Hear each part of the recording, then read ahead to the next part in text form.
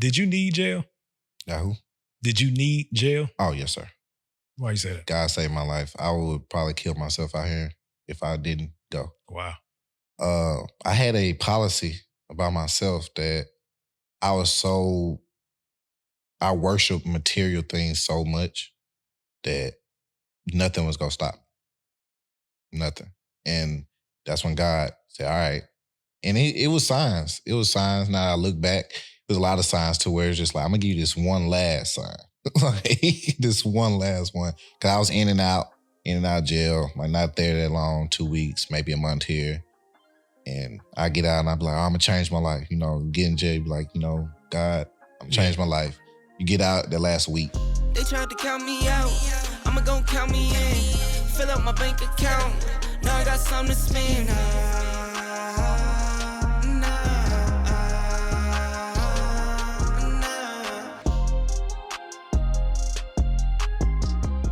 Welcome to the Dear Son Show. We have meaningful conversations about life through the lens of fatherhood. It's for fathers, those with fathers, and the fatherless, so nobody's left out.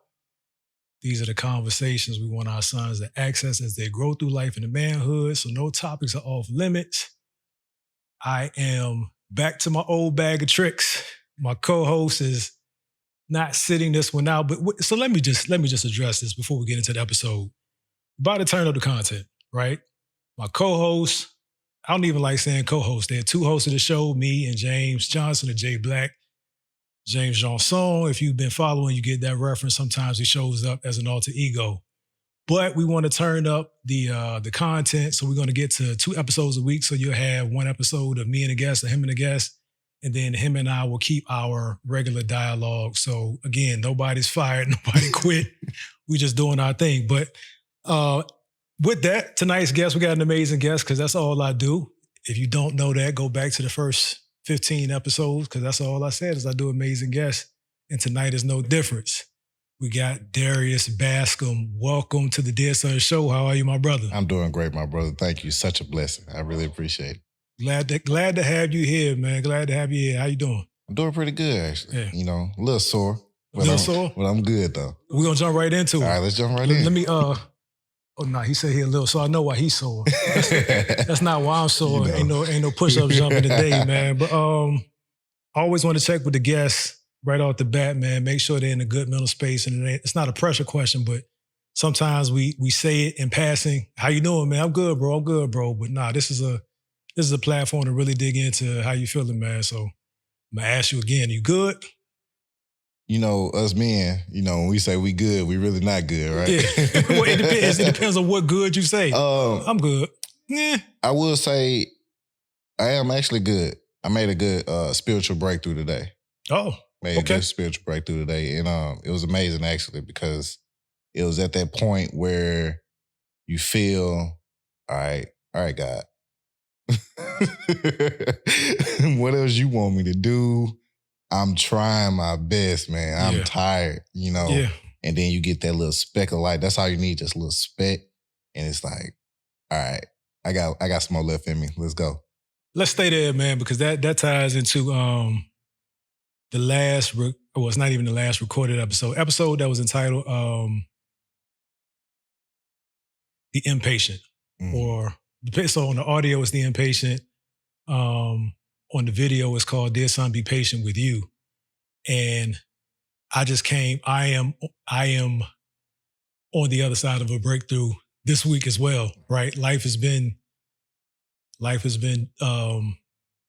challenging this summer, right? And the audience knows I came out of corporate America about 10 months ago now. Mm-hmm. So that transition to entrepreneurship and, you know, things weren't, I couldn't see past this month. Right. Like financially. Yeah. Right. We had some things going. We had to pull a couple levers. And the big lever that we pulled was a little bit delayed. Right. We sold our house. We sold one of the houses that we own back home. And the gap was this big. But it's like you couldn't push, like I couldn't push from one side to the other to close that gap. And it's like, Lord, like I said before, I see the finish line, but I can't, my feet not moving. At all. Like, I'm looking at it. So I understand, like literally yesterday was mine where everything, I can breathe again. Right. I can kind of hold my head. And that's one thing that we can get into. Should always be able to hold your head, especially if you're a believer. That's just my opinion, right? If God is on your side. Correct. You have down days, but you should always, if you're really trusting in him, you should be able to hold your head. Mm-hmm. This summer, I realized that I got some more work to do as it relates to trusting God, man. But let's get into, if you don't mind, sharing a little bit about what your breakthrough was, if that's cool. Oh yeah, most definitely. Pretty much the same thing. You know, I'm an entrepreneur. You know, I run my own business, and personal training, it can be very good, be very bad sometimes. It's really all what you put into it a lot of times, and it requires a lot of patience. And yeah, it's one of those type of deals where I wanted to make a big move on something, extra income. Yeah. And just like you said, I promised that gap. I'm like, man, if I could just get to right here, we will be good.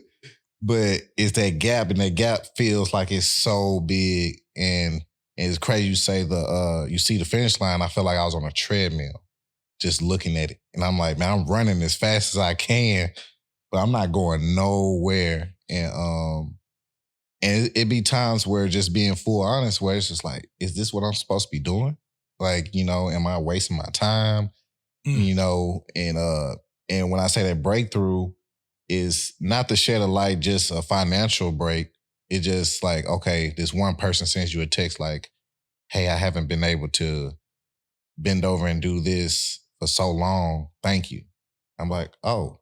They found some resolve to work with you. It's like, because, you know, you'll get to a point where you're in this profession and you're in this big pool of, you know, you could be going every way. Like, you got to look a certain way. You got to act a certain way. You can't have a bad day.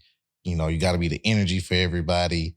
And it'd be days when I wake up and I'd be like, man, I don't even want to get out of bed, you know, and to get that text and then follow back with, hey, you know, we're going to speed up that date. You know, that was that gap. We're going to push it a little closer for you. Yes, sir. And I'd be like, okay, all right. I'm like, okay, God, all right. And that's normally what I do. Like, when I get to these points, like, I just be honest, man, I break down. Like, you know, sometimes I do isolate and I break down. And just because I don't want any man opinions, you know, of the flesh, I'm like, me and God need to talk, because I'm not understanding. And I know he loves me, so he gonna give me some type of understanding. He'll give me the answer, not when I want it, and not how I want it. I noticed that. Yeah. Not how I want it. Yeah. So it was great today. It was great. The how really ain't our business. Right. You know what I mean? And that's easier said than done. Like last week, I probably wouldn't have been this expressive saying it, because I wanted to know the how, and I couldn't see it. But sometimes, if we're patient enough, and we accept God for who he is and really allow him to do his work, it's a beautiful thing on the other side. That valley is rough. And I know you're a father as well. Mm-hmm. I got 5 of them things, bro. They're not all here right now. We got 4 or 5 in here right now running around the house. But it's just, when you're responsible for other people, I think that's where our manhood, our depth really gets challenged. Yes. Right? Because when it was just me, I figured something out. Exactly. You know what I'm saying? If I had to find somewhere to sleep, it's very different finding somewhere for you to lay your head than telling 6 other people our head has to lay somewhere else. Right. It's a very challenging thing. We're gonna come back to this, man. But I got so excited. We didn't walk your origin story just yet. Where you from? Oh yeah. Okay. What was your household dynamics growing up? Who was in the house? Let's talk about that. Okay. Beautiful state of Louisiana, Shreveport, Louisiana. Born and raised. Didn't leave Louisiana until I was 21. So full grown when I left there. I had both parents there. My father is not my biological father, but he's been there since I was born. It's been present. Yeah, he's been the only man there. he didn't have to do that. Right. You know, so growing up in that household, I wouldn't say it was a bad household. Of course, you know, Shreveport is a more lower income city, you know, so of course coming to Dallas, you see like, oh, it was difference growing up. But for the most part, I don't remember any hardships, you know. Even my mom had to work 2 jobs. Right. You know, she would make sure we was good. And my father still to this day gets up at 5 a.m. Dope. You know, he one of the main driving forces of why I get up every day, because I watched him tired, body beat down, get up every day and go to work. I didn't understand then. You know, like I'm just like, man, I don't want to do that. Yeah. You know? I don't think my dad. I think I mentioned before. I'm not aware of my dad calling in sick ever. Ever. He was out because he had surgery and like he physically couldn't go. But I'm never aware of him having a sick day. And him and I ended up working for the same company at one point. He had been there 20-some years when I started. By my 2nd or 3rd year, he came in one day and they told him he was terminated. That my pops was probably the most righteous person in that building. And I'm not saying it because he's my father. That's literally his character, right? And he did everything as unto the Lord. That's his thing. I don't know if my father was not of God at any point in his life. I never saw it. If he ran that course, it ran before I was born. But he came in. They said, you know, you can leave today or you can work your last 2 weeks. Either way, you're gonna get the same amount. He had been there 23 years, right? And that was a major lesson for me. Number one, that corporate doesn't love you, right? No. Everything is business. It's business when they let you go. It's personal when you leave. Right. So I saw that early enough, and I was probably 21, 22 at that time. So it was a very timely lesson for me, like just getting into the corporate world and understand how to move. But I watched him start over.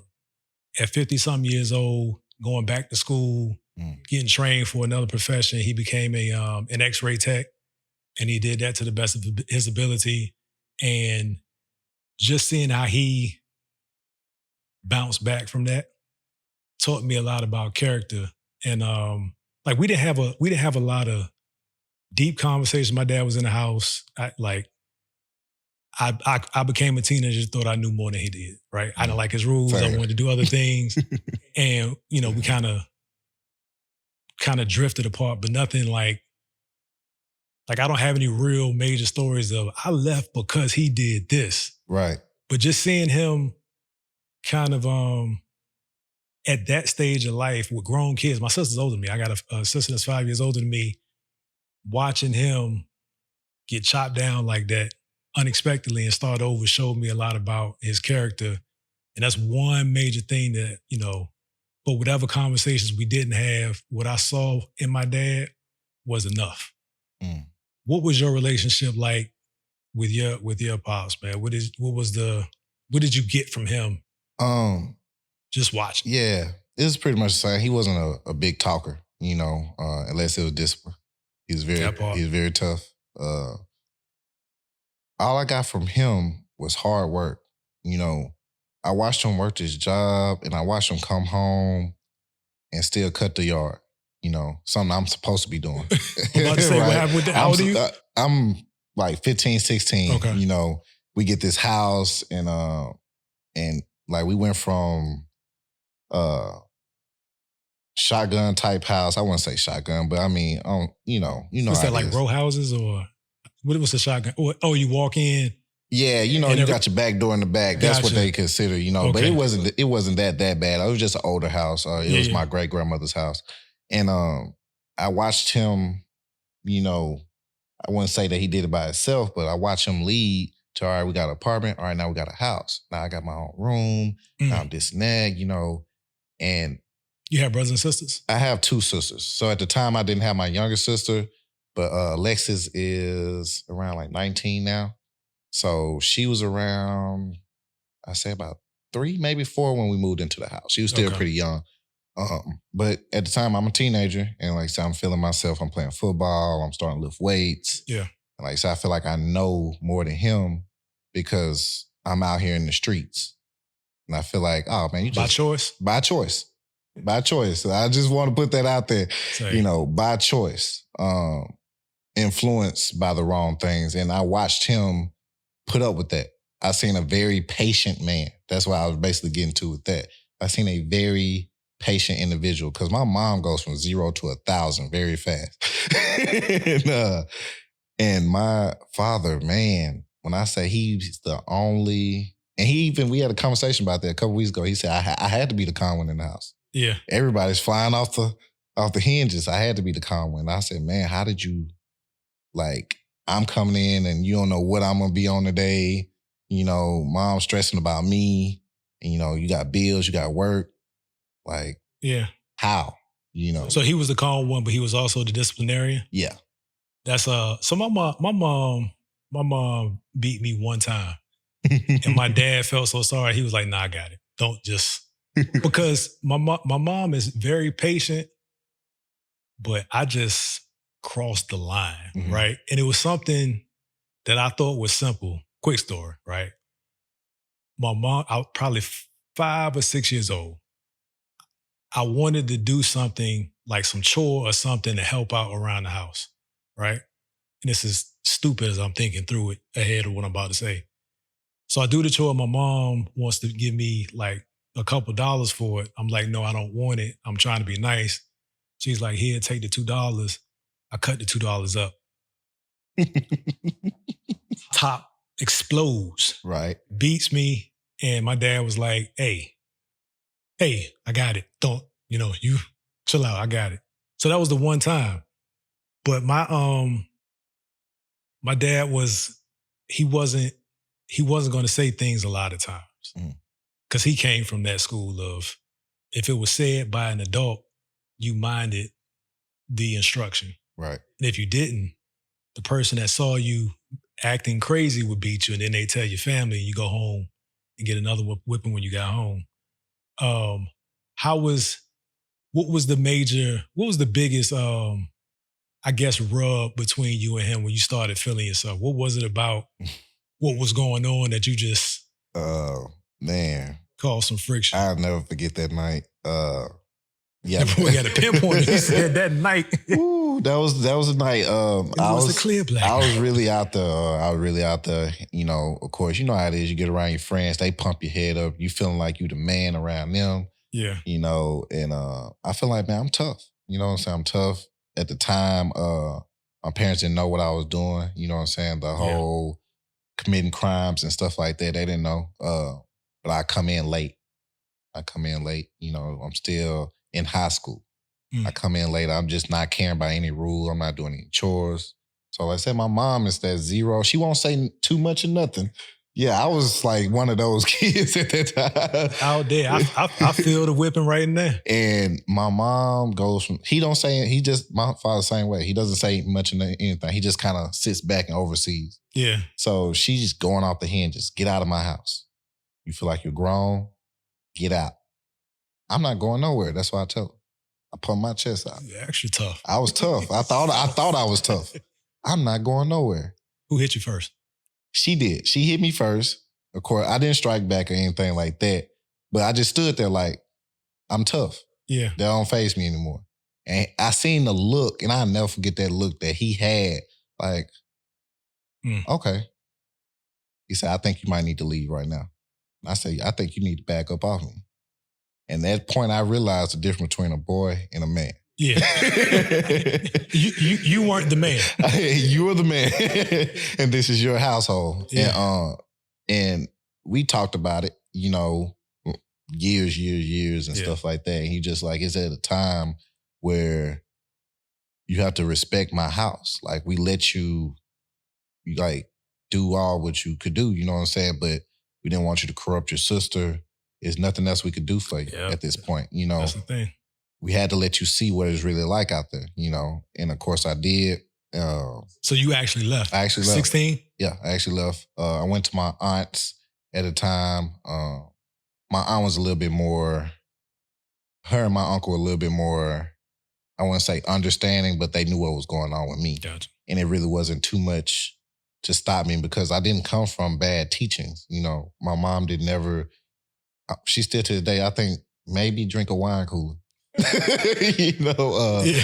And I mean, of course, my father drinks and stuff like that, but not knowing that he actually been from the streets the way that I was out there, and he was just seeing the signs. You didn't know that, and I didn't before? know. I didn't know. I thought, I'm like, man, square, man. When'd you find that out? I found that out. I was 18. Okay. And I was around his old neighborhood where his mother house was. And they said, oh yeah, you Nate Dogg's son. I said, Nate Dogg. Nate Dogg. Name ringing bells. He's like, yeah, boy, your dad is, he got the stamp around here. I was like, okay. But then I'm thinking like, why we can't talk about these type of things? You know what I'm saying? Like, I'm very curious. I don't know what's going on. Like, I understand what's going on in the household, but as soon as I step out this door, y'all don't understand what's going on. You know, but he did though. But he did, right? And that's why I didn't get. I was like, you really did know what was going on with me. But he just had a very strict, hey, you put in the hard work. Don't cheat no corners. Like, put in the hard work. You trying to cheat. If you're going to sell drugs and stuff, like, you're trying to cheat a corner. Go work. God provide. Do everything. It don't matter if it's at Family Dollar. Do the honest work. He like, do everything that you got to do and give it everything that you got. And that's something that he didn't agree with. And if you're not doing that, he didn't agree with it. Like, even when I played football. Like, if he seen me do a play and he like, all right, why you halving it? I'm like, well, it wasn't on my side. He said, it don't even matter. He said, you need to give it your all every time. And at the time I get mad, I'm like, bro, I'm doing what I'm, you know, like, you nitpicking. Yeah. You know, and not realizing that he really trying to mold me, you know. But yeah, that was that time. Ooh, 16 to 18, let's stay there for a little. What was it like when, so you said you went to your aunt and your uncle. You went to family. Mm-hmm. But how long did it take you to realize that you needed your pops? When I was 25. When I was 25. What was that change? I was incarcerated. Right? Okay. And I was on the inside, and I'm seeing like it's around Father's Day, and I'm seeing all these guys, you know, getting stuff ready for their pops and stuff like that. And it was really like an older cat that was kind of in the pod, and he was more like the father figure. And he got to talking, and he used to talk to me a lot. And he said, man, you remind me of my son. And I was like, all right, old school, what do you mean? He's like, yeah, my son, man, he a good kid. He around the wrong people, wrong influences. He letting this material stuff get to his head, you know. And I'm not the best example because I'm in here, you know. But I just pray that he'll do better. So I'm going to live through you. So I'm going to give you this guidance, you know, because he was a very God-fearing man. He said, I feel like God wanted me to talk to you. So he played chess with me every day, you know, and talked to me. And I was just like, and we used to talk about my father. I used to like be so mad. And even when I had a conversation with my father, and he was mad at me, we were both mad at each other, you know, and I just wanted his approval all my life. That's all I wanted, you know, and I didn't even know it. Yeah. I just wanted to seem tough for him. Like, I didn't want to, because I was the mama's boy at first, and they broke me out of it. And I was just like, I just want to be tough for you. You know, I played football because you wanted me to play football. You wanted me to be in sports. And I was good at it, but, you know, I didn't let nobody punk me out there in the streets, because the first time I had a fight and I came running crying to you, you told me I better go get my bike and come back home. Don't come back. Yeah. So I wanted to be all these things for you.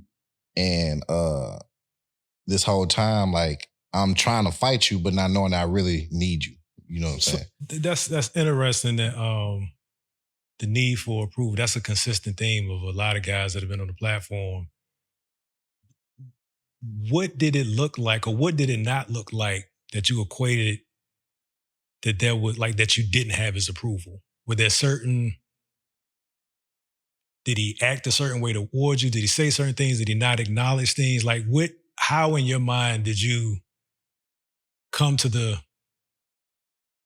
realization or perspective that you didn't actually have his approval? Um, Like, what were you looking for? I don't know if that's the best way to ask it, but it seemed like he was in your life. Yeah. You saw that he worked hard. What was the gap between what you got and the approval you were looking for? I believe the communication. Mm. You know, like of course now I'm older, mature. So me not being your biological son doesn't bother me. But growing up, you know, my sisters are both from you, you know, so I'm like the oddball. I feel like, you know, sometimes. And I feel like I can only remember more of you getting on to me more than you praising me, you know. And it's like I never got to feel what it's like to say, hey, that's my son, y'all, you know, Gotcha. enough. I'm pretty sure sometimes in there that I probably don't remember. Yeah. But I didn't really get that much because I mean he just wasn't a talker, you know. But that's what I really want to look for, you know what I'm saying? Like I even see it now, you know, with dads and their kids and stuff, you know, like that bond. That's what I really wanted. Like Yeah. and we started out that way, like we used to go fishing and stuff like that. It just I couldn't get the answers. Like I was lost a lot out there, and I'm like, I need your help, you know, without saying I need your help. Yeah. It's pride both ways, man. 'Cause Yeah. sometimes, and I realized it in very similar timeline, like when I became a father, Mm-hmm. I was almost embarrassed at how much distance I put between me and my dad. I was too embarrassed to ask him for help. So I thought if I just be a good father and a good husband, he'll see it and be like, Yeah. he did get it. But sometimes that gap is too big and we're too prideful at various stages of life to ask for the help that we need, too prideful to say, no, as a father, I see you struggling. Here, let me help. And it's interesting. I kind of latched on to the point of him having a life that you didn't know about and you going into that same life.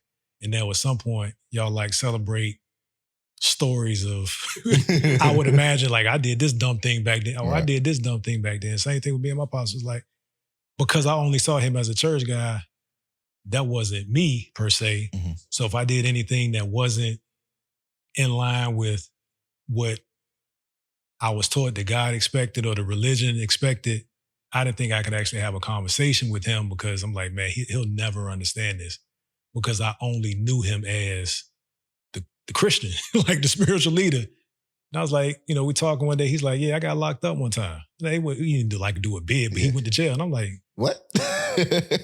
like what? He's like, yeah, I tried cigarettes one time. I'm like, what? Like I've never heard my parents curse, smoke, or drink. Oh, wow. You know what I mean? Like that's just not, so that's the only perspective that I had. So if I'm cursing, smoking, and drinking, like what can I actually bring to them and have conversation? That's a very dangerous thing to not know that the line of communication is forever open. Mm. And that's a big lesson that I'm kind of working on now. But enough about me. Let's get back. So you're incarcerated at 25. Did you go to jail at 25? Or this is just where the story is. You're 25 and you're in jail. No, yeah, it's just when the story. I went to jail when I was 22. Okay. Turned 23 in the county. I got out around 29. Okay. Yeah, 28, 29. 28 going on 29. Yeah, so like midway through the first couple years, I was still a knucklehead. You know, I was mad at the world. I was mad at everybody around me. Yeah. And then I woke up. You know, God sent me some very huge messages. And it was just that's when I realized how important being a father. So I just thought at first, like, oh, I could just buy stuff, make sure my son got everything, you know, this and that. But another older cat in the pod told me I would come back from visit, and my mom brought my son up there, you know, to see me a lot. And I was having a hard time. You know, that walking away is very rough. And he said, "You all right, youngster?" And I was like, yeah, I'll be fine. You know, gotta be the tough guy, man, right? Yeah. And I was like, yeah, I'll be fine. And he was like, he said, them visits get harder and harder. that don't get no easier, man. You in the beginning, kind of pace yourself out, this and that. I was like, yeah. I don't really want to hear, Yeah. And he was like, asked me who came. And I told him, everybody came. He's like, oh, you love your people? I'm like, yeah, I love them. He's like, you sure? I was like, yeah, I'm positive. I love my people. Like, you love your son? He's like, I'm like, yeah. He said, then why are you consistently doing things to not be in his life?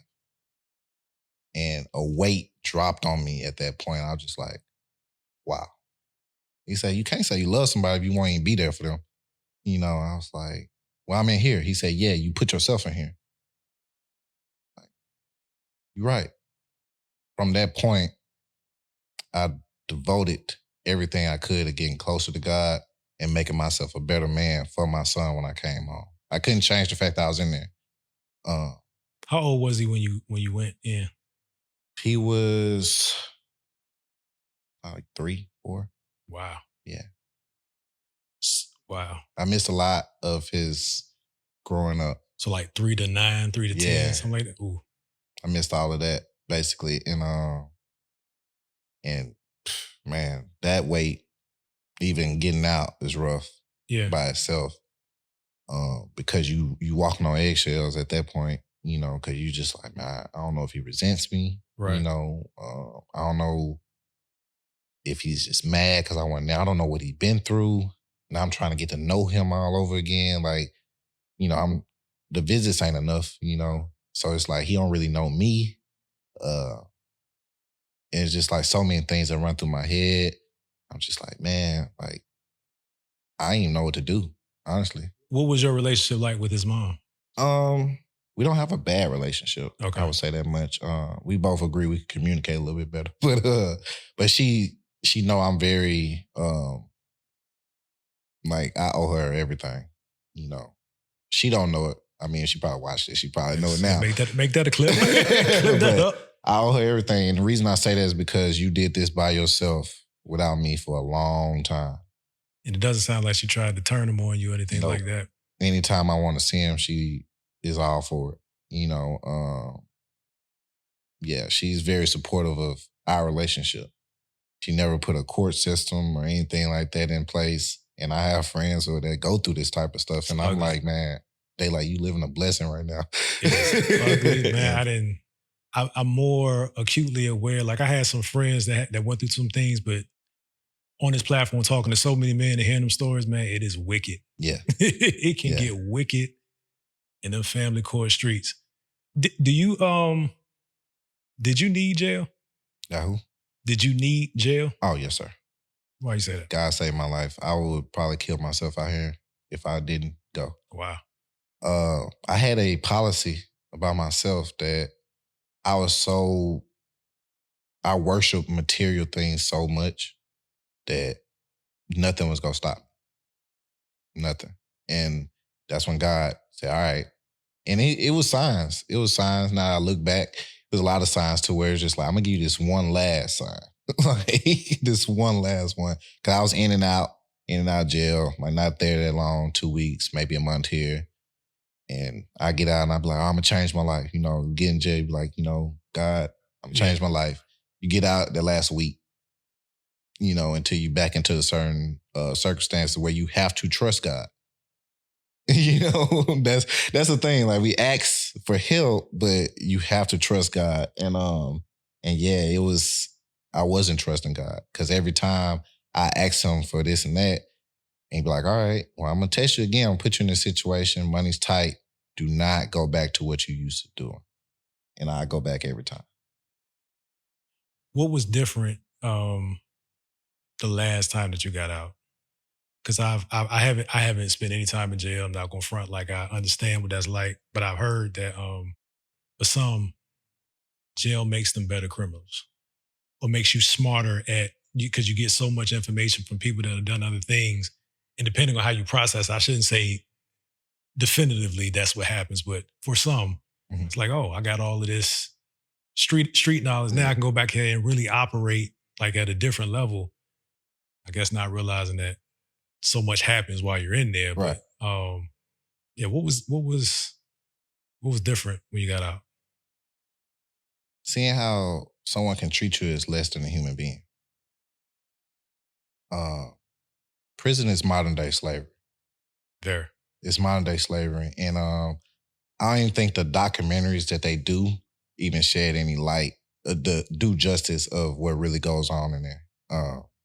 They try and beat you down physically, mentally, to the point where I deal with a lot of PTSD now, you know, and they consistently beat you down mentally. And I say, I will never go through this again. And I just started looking around, you know, these guys said, yeah, it could be crime school. Everybody's in there for everything. You know, things you like, man, you did that? You did what? and you could think like, oh, I could do this better or smarter. Nah. Like, it's never been anybody in history that has either not dead or in jail if they live in that life. So why would I feel like I'm any different? But it seems like that's the narrative that's presented. I'm going to be the one. Right. I'm going to be the one that's the smartest that never gets. It's insanity. It's really insanity because rehabilitation is a choice. They don't push it on you. It's a choice. It's a lot of resources in there, actually, because you have a lot of volunteers. You know, I actually want to volunteer and do something. But you have a lot of people that come back and they know that this system is not designed for you to come back home and be successful. So they do help. It's not enough, I would say, but it's still a choice. Like when I was in there, I enrolled in college. You know, a lot of people, just full transparency, I didn't finish high school. You know, a lot of people didn't know that about me. I got my GED in prison. And in return to me getting my GED, the high scores that I got, the teacher believed in me. I became a teacher's aide and I actually helped other men get that GED. And she challenged me, you know, don't stop there. So I got transferred. I got a trade. I learned about plants. I got horticulture trade. After that, I said, you know what? Let's keep it going. I enrolled in college. You know, I want to get a degree. I was released before I get it, you know, but got a nice amount of college credits right now because of that. And that was real professors. Like, you know, I was actually enrolled in college, still had to get my grant and everything. Like, I'm in their system at that college, it doesn't show a prisoner, it just shows a student. And that was pretty dope. I felt like, but like I said, that's still a choice because I still have homeboys in there that were still doing drugs. All that stuff is still, you can still access all that stuff in there. Still fighting, still just laying around, just letting time go by, you know. So I'm like, I got a choice to make. I can take this time and transform myself into a whole different individual and come home totally different with a plan. And that's what I did. How did those around you treat you when you made that shift? Because like you said, the first couple of years you was in the system, Mm-hmm. right? And then something clicked and you wanted more for yourself. How did the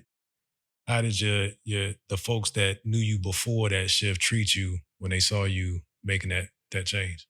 It was rough at first, but I feel like when you give off an energy, as far as not like, oh, I'm the toughest guy in there, but respect. Because that's what guys did doing that. They respect me. They didn't fear me. I didn't want anybody to fear me. But they did respect me because they say, you know what? And D really changing up in here. Like, he really working out every day now. He really reading his books. He really reading his Bible. He really going to Bible study. You know, it's not an act. He been doing this for some years now. Like, you know, and I stayed out of trouble. You know, and for the most part, the people that were supposed to be around me stayed. And they respected that. Even if they had some other things going on, right. They knew like, hey, don't bring this around him. Like, we're not going to corrupt him. You know what I'm saying? He on the straight. And a lot of them I'm still cool with to this day that got out and stuff like that. They know me. They say, man, you doing exactly what you said you're going to do. Yeah. I said, I ain't just doing it for me though, man. Like, you know, I want to lead by example, not just for my son, but for y'all too. Like, we can do this. You know, we don't have to go through this revolving door. But yeah, it was a lot of people. Sometimes they were like, oh man, yeah. Oh, now you found God. You know, this and that. So everybody finds something in. Yeah, I'm like, you gonna find something in there. So like, yeah, it was something that I lost as friends, but they weren't really friends in the beginning. Yeah, just kind of weeded them out. So you just referenced being an example for your son. Let's talk about your transition back into the world and I don't want to say reestablishing your relationship with your son, but I guess investing in a relationship with your son, building it, being present for him, being available. What was that process like? A lot of trial and error. Hmm. A lot of trial and error. I'm not going. And let's back. Where were you? Because Shreveport, prison, Dallas. So where are you geographically? Okay, so Shreveport, Dallas, prison. Oh, yeah. So I was out here. Okay, I was out here in Texas. So when I came home, still in Texas. Gotcha. He's in Shreveport. So trying to your son was in Shreveport. Yeah, gotcha. So it's a big check your ego at the door type of deal, because don't expect him to run and come and jump in your arms. He don't know you, and I can see the look on his face. Like, I know you, but I don't know you, so I don't know how to react. Oh, I love you, Dad, this and that, but still kind of standoffish, So it's a lot of trial and error.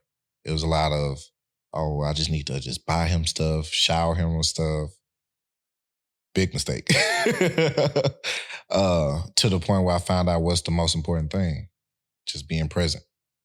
Even if it's a phone call every day or a text messages, FaceTime, all that stuff, there is so many things that I can do and not use as an excuse like, oh, he's in Shreveport, What's interesting is time away from your children is time away from your children, especially when they're young. Like there's not an explanation that really helps them grasp or reconcile that you weren't there. You just weren't there. Yeah. Like I took a job in summer 2008 to 2009. I went overseas with KBR. Okay. Kind of a Texas thing, more of a Houston thing, right? But we would be in Iraq for 4 to 6 months at a time. Okay. Now the money was good. Yeah. Had I known then what I know now, it really was. We literally worked 84 hours a week. We worked 2 weeks every week. And they just doubled an average salary and gave it to you, right? You got some tax benefits. But I went because I put us in a bad situation financially. So I went over there to recover.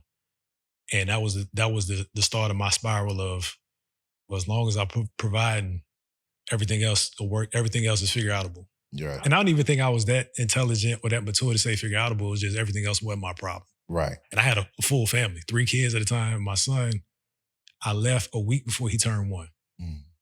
In the first stint, I went from end of June, 1st of July, and I came home at Christmas, December. And I was like, because I wanted to make sure I'm home at Christmas. I can come home, ball out, spend it, whatever. And he didn't know who I was. Yeah, dad of the year. You know what I'm saying? he didn't know who I was. And I'm only there for like 17 days before I go back. So it took him like a week and a half for me to be able to pick him up and hold him, for him to come to me and recognize who I really am. Right. 6 days later, I'm out again in a cycle, right? And at some point, I just got numb to,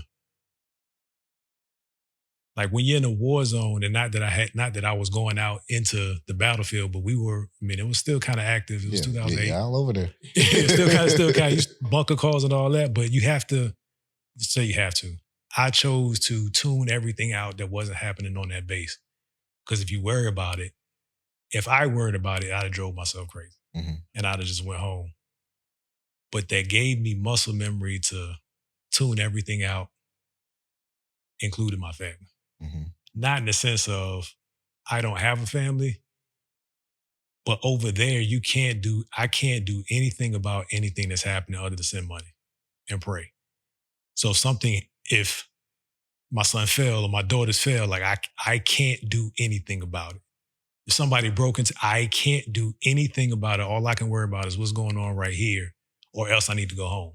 But if I go home, we broke again. So it got to that point. So I understand and it's not even trying to buy love. I think that's a response for some men, possibly some women, but I haven't lived the woman experience to say that. But how did you come to the realization that that wasn't the way? Like, let's kind of chronologically started throwing money at the relationship, how long did it take you to mature beyond that and really start like investing? Honestly, and once he turned like a teenager, and now, Wow.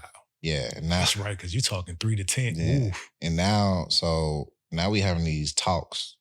Like now I talk to my son just like I'm talking to you. You As know, you should. no censor, nothing. I want him to know everything. And it got to that point where he never been like bad in school. Like he got that from his mom, straight A's.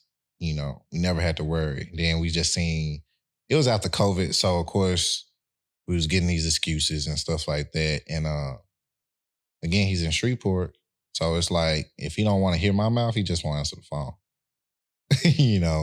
And but when it's time to Christmas or he wants something, oh dad, hey, how you doing? Such. And I started noticing, I picked up on it immediately. I was just like, you using me. You using me, man. And I just asked him about it. He know me, I'm gonna address the elephant in the room every time. Yeah. I just say, talking about it because he had like a bad year in school. He still made it, but I said, I'm not finna yell at you or try and discipline you. I'm still your father. But I want you to talk to me, because I'm trying to understand what's going on with you right now. Because you showing me some behaviors that I'm not used to with you, And I created this whole little thing with us, where, hey, we're in this room. Right now we can talk freely.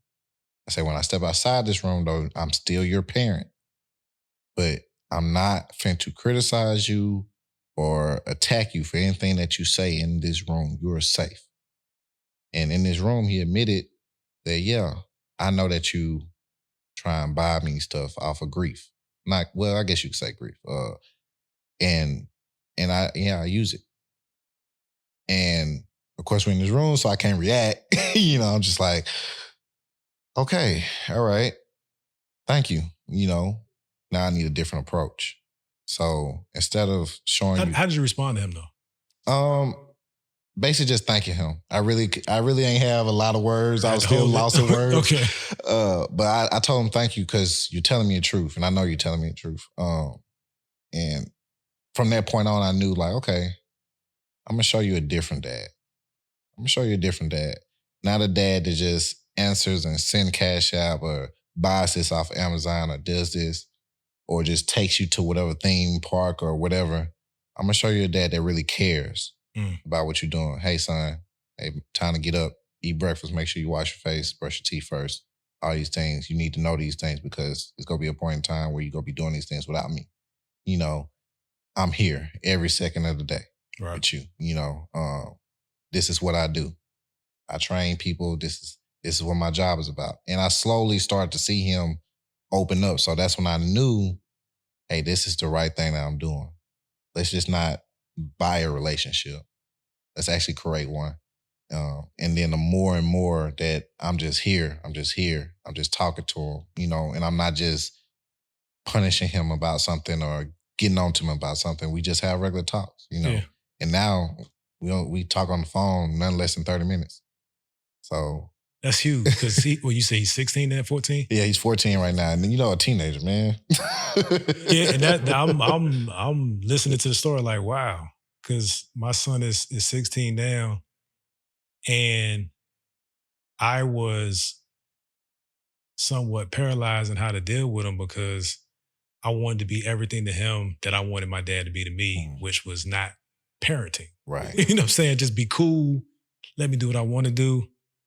He actually wanted to be around me. Mm-hmm. And that kind of threw me. So I'm like, wait, hold on. I thought that's not how it worked at this stage. So we're not having conversations more so because of me thinking I'm giving him space to be cool. And he's like, I wish you would talk to me more. Mm-hmm. And it's like, that's actually what started this podcast. Uh-huh. Dear son, what I wish my father told me. Realizing that he was coming into that stage that I was when I had different opinions that weren't necessarily what my family opinion was. Like, how as a family, we believe this. Right. And that worked because there wasn't like, internet wasn't rampant. Like you didn't have all the information at the touch of a finger. Like I can literally be controlled as to what I ingest, because if I can't go out the house, I can't go out the house. Right. If they say no, it's no. It's no. It's not. I'm not sneaking out, anything like that. And until I got my license, that's when I had more freedom and I started exploring more things. But it really, like I was tripping. Like how can I be so communicative at work? Like I'm excelling. I'm getting promoted. I'm leading people. I'm becoming, and I want to go back to something you said, I'm becoming an energy in the workplace that's needed in my house. When I get home, I'm not doing it. I ain't doing it. So when we started the conversation, you were talking about, you didn't necessarily say it was a challenge, but being the energy for your clients, like being that consistent person that has to see the good, that has to be the example. When did you become that person? In prison. Okay. I thought that, but in prison, I didn't know that this was what I was supposed to be doing. I wanted to get out and I just wanted to be a businessman. You know, I got all the business magazines. That's all I wanted to do. But something I read in a business magazine, like, hey, most great businessmen take care of their health. So, all right, I'm going to do that too. You know, I'm working out. Then like, hey, look out, D, you mind if I work out with you? Yeah, I ain't tripping, man. You know, that's what we doing. It's wrote down on the paper right here. We can go together, this and that. It went from one person to 2 to 4 till we got big groups in the day room. You know what I'm saying? Even days when and that's this particular time, I knew I was the energy. I didn't feel like it one day. Nobody worked out. They even came on my cell. Man, you coming out, man? You go work out? Man, not today. Y'all go ahead. I could tell y'all what the workout is. It didn't work out. That's when I knew, like, all right, you have a responsibility now, you know, because this guy over here that's overweight, because I'm seeing guys that have heart attacks, you know, they're on all type of pills because of high blood pressure and all that type of stuff there. So, you know, I don't want to see this happen to us. Yeah. We already got the odds stacked against us in here. So that's when I knew, like, hey, you're the energy. Even now, like my first group at 6 o'clock, you know, to wake up, you got to wake up before 6 o'clock, obviously, but to come in and then you finna do a whole workout, you know, I'm pretty sure you won't be motivated to do that workout if your coach is kind of, you know, and all right, guys, we got to do this and that, you know. So even when the days that I don't feel like it, I'll fake it. Matter of fact, I'll take that back. I wouldn't say I fake it. When I see them, somehow God gives me some burst of energy. I may be dead afterwards, but I get a burst of energy because I know that they depended on me, you know, to be this energy, to lead by example. Well, what's your biggest fear in fatherhood today? Man, that's a tough one. That's deep. My biggest fear with being a father is my son experiencing what I experienced. That's my biggest fear. I mean, of course, we can always say death and all that type of stuff there, but the stuff that I've seen at his age, I don't wish that upon my worst enemy. And knowing that he's in the same city that I grew up in, knowing that, all right, you finna go through the same aspects. Like, you know, and it's like, I don't want to watch a movie reel, you know, and sometimes I have to check myself because I get very overprotective with him. And I can kind of tell I getting on his nerves because he like, I just asked a simple question. Now we got a whole talk going on. Be like that. And I'm like, nah, I say it's that fast, man. Like, you know, and that's my biggest fear because influence is a big thing. And I broke it down to him because he wanted a video game. I said, I just asked you about this same video game for Christmas. You didn't want it. So which one of your friends has it now? You know, and he's like, well, such got it. I'm like, I say, okay, so see, this is where we talk about influence. I say, hey, it starts with a video game. Then it starts with skipping class. Then it starts with skipping school, you know, and then it goes on and on. I'm telling, I say, that's how this cycle works, you know, and I say, that's my biggest fear. I don't want you to get into high school because I say that was a very big turning point for me Yeah. And I don't want you to go down that road, my brother, because it's a lot of trauma involved in it, you know, and I'm 34 and I still deal with the trauma from it. And Yeah. that's my biggest thing. Like I want him to be a kid. Like I want him to be a kid, a young adult, I want him to go to college, of course, whatever he wants to do. He don't have to go to college, trade, whatever. I just want him to have fun and experience it without the survival. I was in survival mode in high school. I didn't want him to be in survival mode. And that's pretty much my biggest fear. Does the trauma does it fuel you or frustrate you at this point in your life? Like how do you use it? How does it show up? It's more so fuel Okay. because I know how important my role is right now. You know, In life. period. And like his mom, like I told her, like, and she'd text me and she'd be like, I don't know what's going on with him, but I do. You know, and this is the point where he needs me more than ever. So I have to make sure I'm on point for him. You know, and it's at that point now where like, yeah, you can't live for yourself no more, guy. You know, you have to live for him. Because with those, I can only give him the tools and just pray he makes the right choice, right? So that's the frustrating part, that you can't make the choice for him. You know, but like, hey man, I really got a cheat code to all this stuff. I've been through all this already, man. I can tell you exactly what to do. But is that really preparing him for? But it's still fuel because every time he does something, it brings me so much joy. Just like I say, he just had a bad school year. And for him to send me some test results and mastering every subject, that's the type of stuff where it's just like, all right, you can kind of let him go through some type of adversity, my brother. Man, that's what we're at right now. Is like mentioned it before. Like I provide guidance to my son. He doesn't have free reign. It's not like do what thou wilt. It's not that at all, right? But it's something like school has like success has to be important to you because it's important to you. Mm-hmm. Whatever you do in life, you getting their degree, whatever you want to pursue, doesn't do anything for me. Like I'll be proud of you being fulfilled in life, whatever that looks like. But the degree, you're not going to hand it to me and it's going to change my life. Like you got to want these things for you. And something you just said is you got to live for him. I completely get that. And I think living for someone is way more noble than dying for someone. Because living for someone is a continuous decision. Typically dying for someone is yeah. It's over. Me, not him. But one theory that I've been working through internally is like the why. We're quick to say, many are quick to say, my family is my why, my child is my why, my wife, whatever is my why.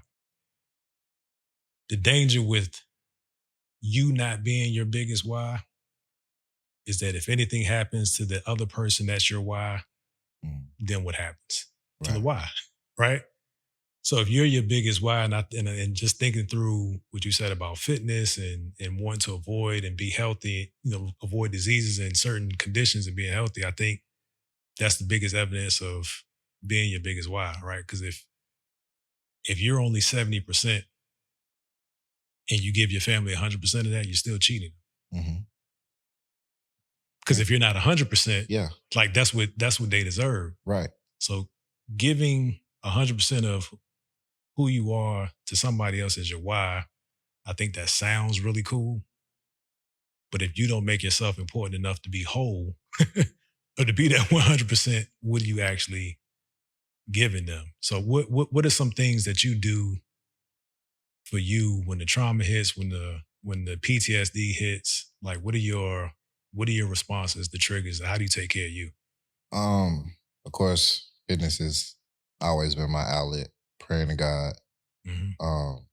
Something very big that I've been doing lately is I turn everything off. phone. I won't turn it off. I get away from me. Yeah. I have a room in my house where it has no electronics unless I bring them in there. I go in there. I try to meditate. I'm not going to say that I'm an expert. I just really pray. I sit there and then I make a list. Like whatever's stressing me out, I make a list. Like, all right, name all the good things that happened today. Name all the bad. I guarantee you will be able to name more good things because every day we drive, you can go under a bridge or anything like that, what you'll see to the side. Or at any light or a stop sign. Somebody's in 100-degree weather asking for change and you're in your car in AC. You know, we may not have filet mignon, right? But you have food in the house. Right. You know, and those are the type of things where I start to realize, all right, it's really not that big what you freaking out about, man. You know, and one last thing, a friend of mine taught me, he told me like I put my hand in front of my face and you're only in control of what's in front of your hand. You know, and that's only me. So it's like everything else around me, I have no control over. You know, these the things that happen, they already happened. I think the trauma comes from we think it's going to happen again. You know, subconsciously we really feel like it's going to happen again. You know, and we don't want to feel that pain again. It's just like injuring yourself. You know that you're healed, but you don't want to make that move again because you're scared you're going to feel that pain that you felt when you first hurt yourself. And that's what I experience when I go through I'm finding out new triggers every day. You know, I wouldn't say every day, but, you know, I find out new things I didn't even know that's by somebody saying certain things. It'll put me kind of in this funk, like, you know, and they don't know that they're doing it, you know? So I have to stay with consistent tools. Because I can't always, even though I have a gym in my house now, but I can't always go to the gym, you know, and work it out. Or, and I'm talking to people, actually. Finding people I could trust, other men I could trust and talk to. And that's big with us, you know. We don't want to talk to each other. Man. Like if I am the most talkative in this setting. Mm-hmm. Like, or having conversations akin to this, I'm not good at like superficial small talk. So when I come into a networking event, if it's a happy hour or whatever it is, I'm more so trying to gauge where to put my energy because I'm not just trying to work the whole room. Pros and cons of that. But that's I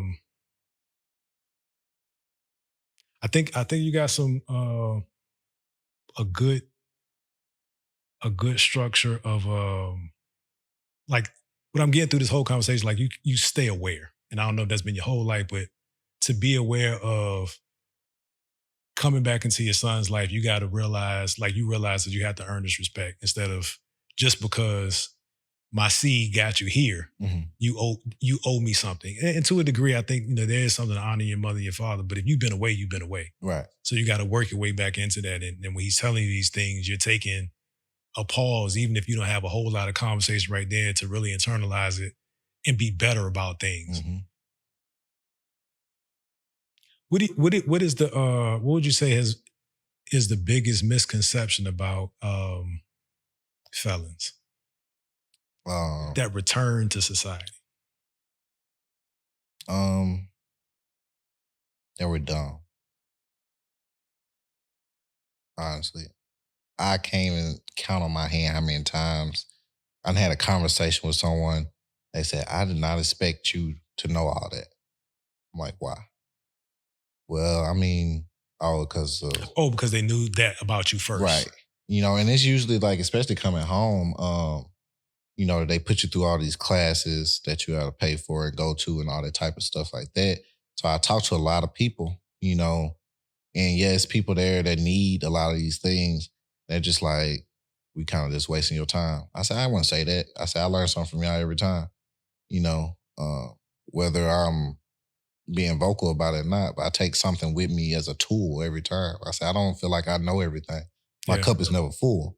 And that's the biggest thing. Like, I met corporate America guys that, you know, didn't think I could hold a conversation with them. I'm like, yeah, I can. You know, yeah, the guy with the GED and all that stuff, yeah, I can. Because we just made bad choices. And the thing about it, a felon, like, we had to put a lot of thought process into the crime that we committed. And some. Yeah, some. But saying that, like, if you redirect your energy, you know, you're really an intelligent individual. You know what I'm saying? And some. And that's like everywhere, like, you know, people, or they just afraid, honestly. Either they think we're dumb or they think we're going to hurt them. Right. You know, and I'm just like, man, I'm not going to do anything. I'm probably more afraid of you than you are of me, honestly, because I can't even carry a firearm. In Texas, everybody got one on their hip. Everybody. So, like, I'm more afraid of you than you are of me, you know? Yeah. What's your relationship like? What is your relationship with your father been like since you've returned to society? It's been good. Okay. Good. I'd say we had a talk. At first, we didn't talk as much. And then it was just a random phone call. Who to who? Well, he called me. Okay. He called me. And I'm like, okay, you know. I mean, I see him when I come home and all that stuff. We'd do a little small talk sports. That's always our thing. Yeah. You know, it's kind of like that. We ain't gonna discuss what really just went on yesterday, but all right, the Cowboys playing. You know, that's the type of way that we connected to each other. We should have addressed that early on. This is a Cowboys house. Oh, man. Yeah, he'll love it here. You should see. You don't love it here. Who's your squad? I'm a Saints fan. It ain't too bad. Ain't too bad? All right, cool. Actually, my one of my brothers coaches for the Saints. He's the quarterback coach. Oh, okay. Man, yeah. I need to talk to him then. Yeah. Yeah, when they come here, I don't know if we play them this year, but so my co-host, my neighbor, also my co-host, is a Bucks fan. His wife is a Saints fan. Okay. So I think we're gonna go to the game in New Orleans, October 1st. It'll be a good year for us, man. That's gonna be nice. It's a dope experience, man. Sideline passes is. I like I'm not a I don't invest any time. I haven't invested any time in sports in the last probably 2 or 3 years because I've been focused on like this. Mm-hmm. Like we're trying to build some businesses. When we first moved here, we were overseas for a while. We came back. We came here. We moved here. I went to a bunch of games because it was available, right? And I didn't necessarily have the means to do it before, but then we started winning. Then the prices tripled. I'm like, I don't love it. I don't. The prices is high. It's as good or bad on TV for me. Yeah. But nah, that's dope, man. We're gonna wrap it up. But one thing that I typically ask the guests is, what is one thing you wish your father told you? Be patient. Be patient. Instant gratification will lead you down the wrong road every time. Be patient. Needs no further explanation, man. Let's talk a little bit about your business. How can people that want to work with you work with you? Do you do in-person only, virtual? Talk a little bit about that. I do full private training. Semi-private is small groups. I do online training also, whether it's virtual or via app. You can find me on Instagram at coach_Darius.5. Or you can find me on Facebook, Ladarius Bascom. Just a very simple name. Okay. Of course, TikTok, the same thing, coach_Darius.5. I answer any message. Man, gotcha. You know, I'm here to just create the best version of whoever comes in front of me. You know, it's not what I really want you to look like. You'll never look like me. I never look like you. I just want. What you saying, man? Like, you know, I mean, you kind of looked at me directly when you said that, man. You probably look better than me. Right. Right. I mean, but just basically like, yeah, that's all I want, the best for people. Yeah. You know, and that's what God wants me to do. You know, so whether I get some athlete, I actually got a couple athletes football games I got to go to this weekend. Whether they're trying to get into college, get into the NFL, or whether it's a woman that came and her doctor said, "Hey, like she said, if I don't do something, then they gonna have to do something."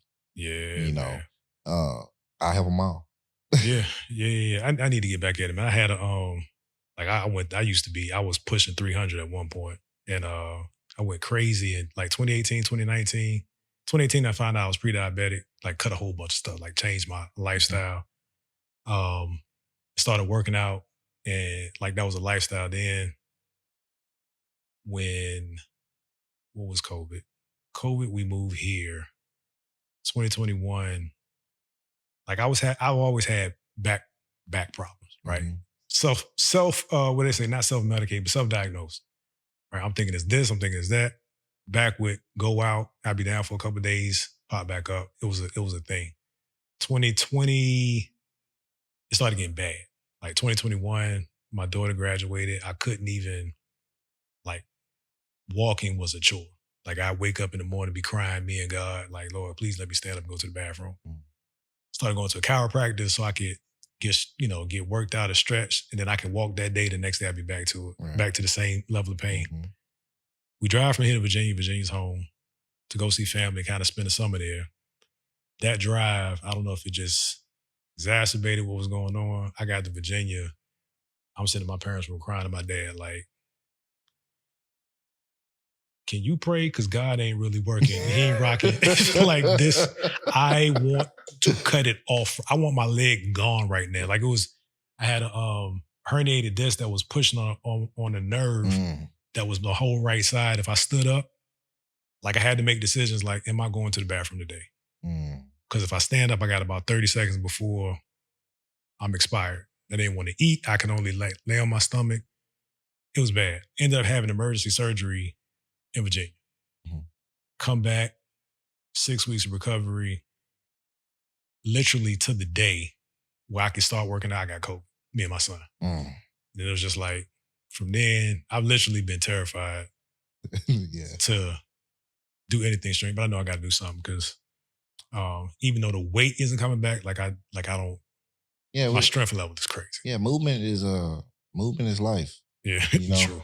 And I think that's the biggest misconception of when people see me on social media is they think I'm very extreme. At one point, I was putting a disclaimer on in my captions, like, hey, this is what I like to do. You know, this is just, and if you just follow along with me, you'll see it changes up. Like right now, I'm in love with kettlebells, you know, and yeah, I saw you was doing this. Yeah, and it's just really because at this point at 34, I just want to know my body. You know, I had 2 knee surgeries. I have no ACL in either one of these knees. And it was at points where I get up and I'm like, man, every walk, I'm like, man, I'm in pain. Yeah. I'm in pain. And it mess with my hips, so it make my back start to hurt. And I say, you know what? I want to fix this. I don't want to be in pain. I shouldn't be in pain. I know more than this. I know I shouldn't be in pain. So, of course, I took courses, went to study with people, internships here and there, learn more physical therapy work, learn strength work.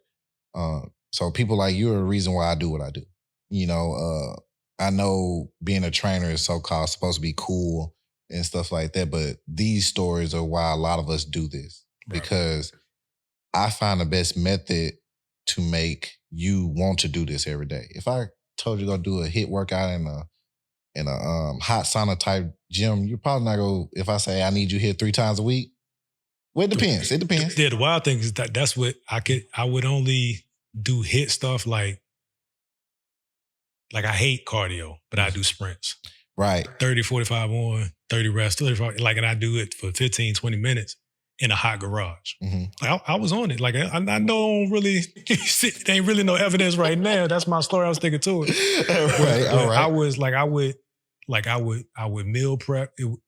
I was trying to live, not just existing. You know what I'm saying? So it was in the morning I work out. I make sure I do cardio. Whatever days I work out, I also do cardio before I went to bed. Like I was on it, but with that goddamn, I'm literally scared, man. I know it's a terrible excuse, but It's really not a terrible excuse. It's a common one though. It's a very common one. Like I say, it's a lot of factors that play in. We don't want to feel that pain. Especially I dealt with I believe Lopez. She had lower back issues. Her doctor told her she would probably need surgery. She couldn't get her. She's a surgeon too, so she has to bend over a lot and be in that position for long periods of time. So me doing an assessment on her, figuring out this, and she came to me. She was, I think we've been training a little bit over 2 years. She lost over 45 pounds. That wasn't our goal. Right. Our goal is for her to just not have back pain. So I told her, I said, it may seem kind of boring. Like we're not going to do a lot of cool movements with machines and stuff like that. I just need your body to be a little bit more loose because you're very tense, you know, and I always explain to my clients, like, yeah, reason why this is feeling because this on the other side is so tight, it's pulling that other side, you know? When I went to the chiropractor, he said, your hips are like this. Uh-huh. And for the listening audience, the crooked, like at a 30th, I don't know what the degree was, but he showed me the picture like they do the full body scan. Mm-hmm. And he was like, what's happening makes a whole lot of sense because your body's just not aligned. Yep. So yeah, man, I can go on and on about my woes, but I don't want this to turn into a free assessment for me. But definitely appreciate you coming on the platform, man, sharing your story. I don't think it'll be the last time unless you just didn't have a good time. I had an awesome time. I can't wait to come back. But all your information will be linked down below to the listening audience. If you made it this far, please make sure you like, share, and subscribe. Probably should have said that in the beginning. But that's what happens when you have a host and a co-host. And the co-host job is to say that. I just be blaming it on him. Shout out to Love Keisha J Studios. That's my wife. All things handcrafted jewelry and candles and some other home decor stuff. John's & Co. Apparel, Healthy Marriage is Dope. That's our family brand. Shout out to Flexion Chiropractic, which is James, the other host, his business, which is taking off. I think they're looking to open a couple more locations within the next 6 to 9 months, and I'm probably being generous with that. They get into it, man. Shout out Father Figure Apparel. Who else? Sean Surface, my guy, Second Chance. Yeah. Fitness and Mentors. My guy there. I think that's it. You got anything else? Just most of all, man, everybody, man, just be present. Be present. They don't care. As much as you think, they don't care what you cannot do. But they do care if you're there. And that's something I just want to just implement to any other father out there. Whatever you're going through, just be there for them. You know, whether it's bigger than your past, man. That's the story that I got from you. Let's leave it behind. You're in control of the future. Let the past be the past. Let that be the rearview mirror. We glance at the rearview mirror, but we got to stare through this big windshield in front of us. It's only for orientation. It's only for orientation. Dope. We appreciate you guys. God bless you. Peace. They tried to count me out. I'ma gon' count me in. Fill up my bank account. Now I got something to spend.